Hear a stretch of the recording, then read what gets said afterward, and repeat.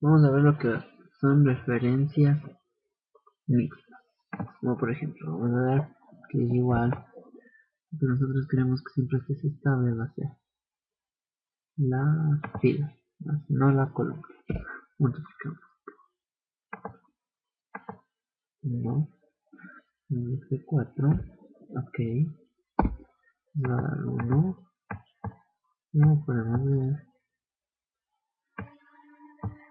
vamos a ver, si arrastramos, pues todo nos va a dar igual.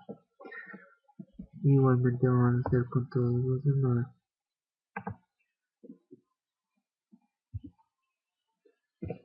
Vamos a buscar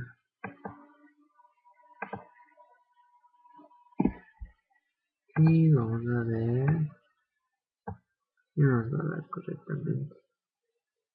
Y así vamos a hacerlo igualmente con los de aquí.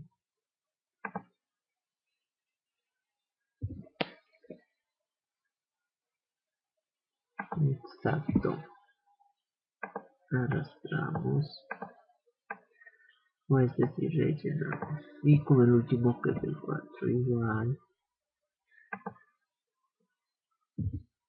El 4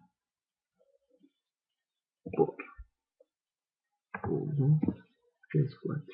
Y bueno, ahí tenemos lo que son las referencias mixtas. Ok, soy del Instituto Técnico Superior María Natalia Vaca del Quinto Ciencia 5. Mi nombre es Cristian Gilberto Sotomayor.